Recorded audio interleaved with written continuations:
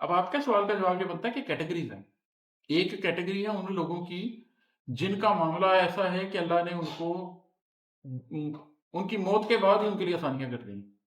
ایک کیٹیگری ہے اس بندے کی جس کا حساب کتاب تو ہو رہا ہے لیکن بس اللہ اس کا پردہ ہی رکھ رہا ہے، صرف اس کو احساس دلا رہا ہے کہ تو نے یہ گناہ کیا، میرا بندہ تھا تو. پردے میں لے جا کر اس کو بس اس کے ساتھ صرف ہلکا سا ڈسکس کیا کہ دیکھ تو نے یہ گناہ کیا نا، اسے ندامت تھی، اللہ نے اس کو معاف کر دی.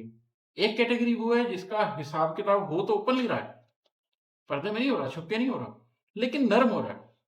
نرم حساب کتاب کیسے ہوتا ہے؟ دنیا میں ایک مثال لے لیں.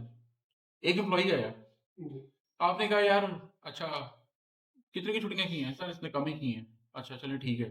کام کیسا ہے؟ ہاں جی ٹھیک ہے. اوکے چلیں ٹھیک ہے، اس کی آپ انکریمنٹ لگا دیں. ایک آیا سے اچھا جی کتنی چھٹیاں کی ہیں؟ کب کب کی ہیں؟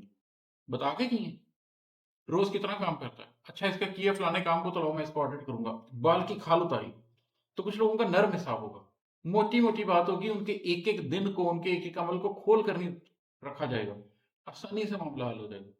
کچھ کا سخت حساب ہوگا کہ ایک ایک بات کا جواب دیے بغیر تم ہل نہیں سکتے. تو اللہ ہمیں معاف کرے.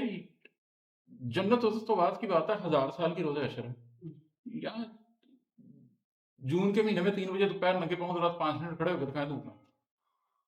ٹھیک ہے، روزے حشر کی سختی سے ہی اللہ بچائے، ہم سے وہ نہیں برداشت ہونی. ٹھیک ہے، جہنم تو سپرلیٹو چیز ہے، اس کو تو آپ چھوڑ دیں. تو ہر طرح کے لوگ ہوں گے. وہ لوگ ہوں گے جن کا پردہ رکھا جائے گا. ابھی میں نے آلریڈی کسی اور سوال کے جواب میں ذکر کیا ہے کہ اللہ کچھ لوگوں کے بدترین اعمال کو ان کے بہترین اعمال سے بدل دے گا. تو ایسے بہت سے لوگ ہوں گے جن کی اس دن عزت رکھی جائے گی، ان کے گناہوں کا پردہ رکھا جائے گا. ہماری مساجد میں عموماً کیا دعائیں ہو رہی ہوتی ہیں کہ اللہ ہمارے گناہوں کا پردہ رکھ. جس دن سب اعمال کھولے جائیں گے اس دن ہمارے اعمال درگزر فرما، پردہ رکھتے ہوئے ہمارا حساب کتاب لے.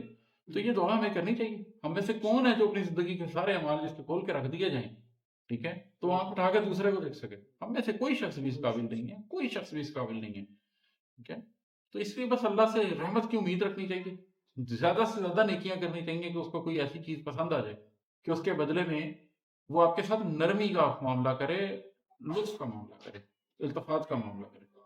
اف وہ درگزر کا معاملہ کرے. اور اف کو بھی آپ سمجھیں کہ اف کیا ہوتی ہے. درگزر تو ہم سب کرتے ہیں، کسی معاملے سے درگزر کر کے. اف اس معافی کو کہتے ہیں جس کے بعد اس کا نام و نشان تک بھی نہ رہے، مطلب وہ ایگزسٹنس سے ختم ہو جائے، اس کو آپ اف بولتے ہیں. تو اللہ ہمارے وہ والا معاملہ رکھے.